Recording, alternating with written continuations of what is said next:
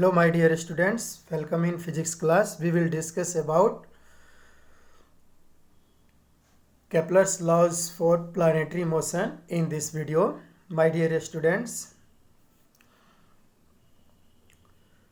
सन के about planets के जो मोशन होते हैं उनका जो ऑर्बिट होता है वो सर्कुलर होता है कि एलिप्टिकल होता है, ठीक है।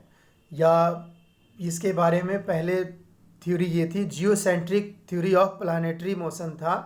और geocentric theory of planetary motion में ये माना जाता था कि सन जो है घूम रहा है अर्थ के चारों ओर और अर्थ जो है अपने सेंटर पे है, ठीक है। और उसी अर्थ के चारों ओर सभी प्लैनेट्स, इवन सन भी उसके चारों ओर घूम रहा है।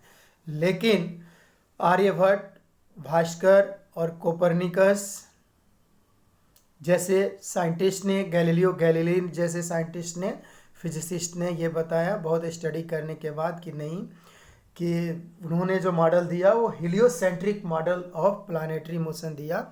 मतलब ये है इसका कि सन जो है सेंटर पे है और उसके चारों ओर सभी प्लैनेट्स, इवन अर्थ भी रिवॉल्व कर रहे हैं अपने अपने ऑर्बिट्स में, ठीक है। तो इसी से रिलेटेड जो है जोहान्स केपलर ने प्लानिटरी मोशन के बारे में इन्होंने 3 लॉज दिए, ठीक है। तो उसी 3 लॉज के बारे में हम आज स्टडी करेंगे, ठीक है। तो इसमें ये माना जाता है, और ये heliocentric model of planetary motion है, इसमें ये माना जाता है कि सन जो है सेंटर पे है और बाकी जितने भी प्लैनेट्स हैं सभी प्लैनेट्स क्या करते हैं उसके अबाउट रिवॉल्व करते हैं, ठीक है। तो अब हम ज़्यादा समय ना लेते हुए हम सबसे पहले आते हैं केपलर्स फर्स्ट लॉ पे। केपलर्स फर्स्ट लॉ क्या कहता है, जिसे हम लॉ ऑफ ऑर्बिट भी कहते हैं, ठीक है। इसके अनुसार कि every planet revolves around the sun in an elliptical orbit. सभी प्लैनेट्स जो है सन के अराउंड, सन के अबाउट अपने एलिप्टिकल ऑर्बिट में रिवॉल्व करते हैं। ऑर्बिट कैसा है, एलिप्टिकल है, सर्कुलर नहीं है। The sun is situated at one foci of the ellipse. और सन जो है, जो एलिप्स के, हम जानते हैं कि एलिप्स के 2 फोकस होते हैं, ठीक है। जो यहाँ पर देखिए, यहाँ पर डिनोट किया हुआ है S1 और S से, ठीक है। और इसमें 2 एक्सिस होते हैं, एक मेजर एक्सिस कहलाता है जिसको PA से डिनोट किया हुआ है, और ये जो वर्टिकल लाइन आप डॉटेड लाइन देख रहे हो ये क्या है, ये माइनर एक्सिस है। तो जो मेजर एक्सिस और माइनर एक्सिस जहाँ पे कट करता है उसको सेंटर बोलते हैं। लेकिन इसमें 2 फोकस होते हैं एलिप्स के, जिसे S1 और S से यहाँ पर डिनोट किया गया है। तो माय डियर स्टूडेंट्स, जो ऑर्बिट होता है वो सर्कुलर ना हो करके प्लैनेट्स का वो कैसा होता है, एलिप्टिकल होता है, एलिप्स होता है, ठीक है। तो और ये कहता है कि द सन जो है वो दोनों जो फोकस होता है उसमें किसी एक फोकस पर सिचुएटेड होता है। तो केपलर्स लॉ फिर से सुन लीजिए कि every planet revolves around the sun in an elliptical orbit. The sun is situated at one foci of the ellipse. जो इलिप्स के 2 फोकस होते हैं उसके एक फोकस पर सन सिचुएटेड होता है, ठीक है। इसके लिए आप यहाँ भी देखते हैं Kepler's first law Kepler's first law में कि किस तरह से जो है प्लैनेट जो है अपने एलिप्टिकल ऑर्बिट में ऑर्बिटिंग कर रहा है, रिवॉल्व कर रहा है, और सन जो है, जो इलिप्स के 2 फोकस है उसके एक फोकस पर सिचुएटेड है, ठीक है। तो यहाँ पर एक चीज़ समझने की बात है, 2 बातें होती है, एफेलियन और एक होता है प्रिहेलियन। तो एफेलियन का मतलब होता है कि जब प्लैनेट सन से बहुत ज़्यादा डिस्टेंस पे हो, और प्रिहेलियन का मतलब होता है कि जब सन जो है, प्लैनेट जो है सन से बहुत क्लोज हो, तो उस कंडीशन को प्रिहेलियन बोलते हैं। और प्रिहेलियन केस में जो प्लैनेट का मोशन होता है वो फास्टेस्ट होता है, और एफेलियन केस में प्लैनेट का मोशन स्लो होता है, ठीक है। तो आगे बढ़ते हैं अब हम सेकेंड लॉ पे, जो केपलर सेकेंड लॉ है, और इसे लॉ ऑफ एरिया भी कहते हैं। इसके according the line joining a planet to the sun sweeps out equal areas in equal intervals of time. The areal velocity of the planet around the sun is constant. इसका मतलब ये है कि देखिए यहाँ पर इसको हम ऐसे समझते हैं कि यहाँ पर देखिए 2 हमारे पास अब 4 कंडीशन ले रहे हैं प्लैनेट का। पहला कंडीशन है P1 और दूसरा कंडीशन है P2। तो P1 से P2 तक पहुंचने में सपोज किया हमने कि टाइम t लग रहा है।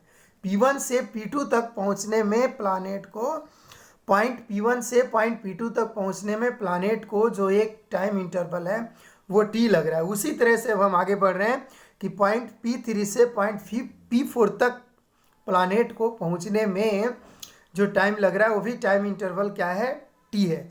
तो जब देख लीजिए यहाँ पे P1 से P2 तक और फिर P3 से P4 तक जो जाने में जो टाइम इंटरवल है वो सेम है और कितना माना हमने, t माना हुआ है। ठीक है, तो अब यहाँ पर आप देख रहे हो कि जो ये जो लाइन ज्वाइनिंग है S से लेके P1 तक, S से लेके P1 तक, तो ये जो लाइन SP1 है ये अब प्लानेट P1 से P2 तक पहुंचा तो ये SP1 लाइन जो है एक एरिया स्वीप कर रहा है।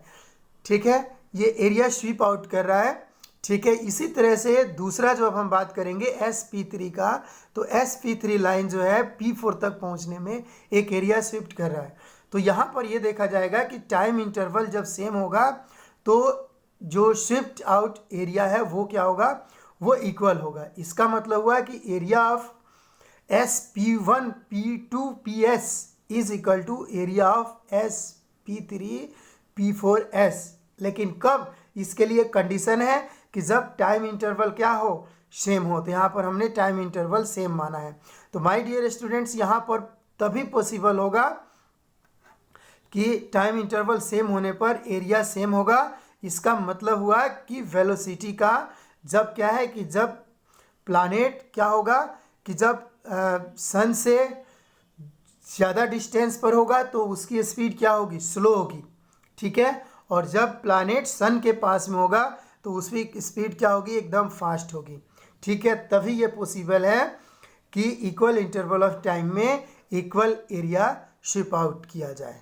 ठीक है, तो यहाँ पर देखिए इस दूसरे ड्राइंग में भी देखिए यहाँ पर कि टाइम इंटरवल क्या है, P1 से P2 तक जाने में जो टाइम इंटरवल है वो T1 है, एरिया 1 माना हुआ है। और यहाँ पर P3 से P4 जाने में एरिया 2 माना हुआ है। टाइम इंटरवल सेम है तो यहाँ पर होता क्या है कि जो जब टाइम इंटरवल सेम है तो एरिया 1 इक्वल टू एरिया 2। तो इसका मतलब ये हुआ कि जब प्लानेट सन से दूर होगा तो उस समय उसकी स्पीड क्या होगी, प्लानेट की स्लो होगी। और जब प्लानेट सन के पास होगा तो उस समय क्या होगा कि वो फास्ट होगा, मोशन उसका फास्ट होगा, फास्टली मूव करेगा। ठीक है, अब हम बढ़ते हैं आगे थर्ड लॉ ऑफ, जो Kepler's third law of planetary motion है उस पर।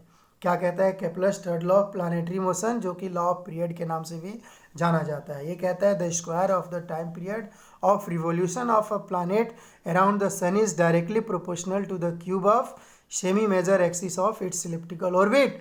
मीन्स जैसे कि अपने इलिप्टिकल ऑर्बिट में एक राउंड, एक साइकिल कंप्लीट करने में अगर टाइम पीरियड जो है t है, ठीक है, और सेमी मेजर एक्सिस का जो लेंथ है वो अगर हम उसको r मान लेते हैं। देखिए यहाँ पर पहले भी मैं बताया कि जो इलिप्स होता है उसके दो एक्सिस होते हैं, एक मेजर एक्सिस और एक माइनर एक्सिस। तो जो सेमी मेजर एक्सिस है उसकी लेंथ हम ले रहे हैं। ठीक है, तो यहाँ पर ये कह रहा है कि जो टाइम पीरियड है, टाइम पीरियड मतलब एक साइकिल कंप्लीट करने में प्लानेट के द्वारा लिया गया टाइम। ठीक है, तो टाइम पीरियड का जो स्क्वायर है वो सेमी मेजर एक्सिस के जो लेंथ है, डिस्टेंस है, उसके क्यूब के डायरेक्टली प्रोपोर्शनल है। That is T square is directly proportional to R cube. Okay, अब यहाँ पर आप देख रहे हो केप्लर्स थर्ड लॉ ऑफ को। इसमें Kepler's third law of is a very powerful statement relating orbital period to orbital distance. My dear students, यहाँ पर देखिए अभी हमने पढ़ा कि T square is directly proportional to R cube. ठीक है, तो अब क्या है कि यहाँ पर अगर हम दो प्लैनेट्स के लिए टाइम पीरियड T1 और T2 लें और सेमी मेजर एक्सिस का जो लेंथ हम R1 R2 लेते हैं तो T1 square is directly proportional to R1 cube और T2 square is directly proportional to R2 cube. ठीक है, अब दोनों इक्वेशन को कंबाइन करने पर क्या बनता है, T1 square upon T2 square equal to R1 square upon R1 cube upon R2 cube. और ये रिलेशन माय डियर स्टूडेंट्स, दो प्लानिट का जो टाइम पीरियड है और सेमी मेजर एक्सिस है उनके बीच में एक रिलेशन, मैथमेटिकल रिलेशन प्रोवाइड करता है। The full proof of this for elliptical orbit is a little in a depth, but for circular orbit is pretty straightforward. अब इसका T square is directly proportional to R cube का proof भी है। इसके लिए हम ऐसा मान सकते हैं, सपोज करिए कि एक स्मॉल एम मास का प्लानेट है और जो मास ऑफ सन है वो कैपिटल एम मान रहे हैं, और जो सेमी मेजर एक्सिस है वो क्या है, उसका लेंथ जो है आर माना हुआ है। तो माय डियर स्टूडेंट्स, प्लानेट और सन के बीच में जो ग्रेविटेशनल फोर्स ऑफ अट्रैक्शन होगा वो कितना होगा, Gm/r² होगा। ठीक है, according to Newton's law of gravitation के अकॉर्डिंग। ठीक है, तो माय डियर स्टूडेंट्स यहाँ पर अब समझने की जरूरत यह है कि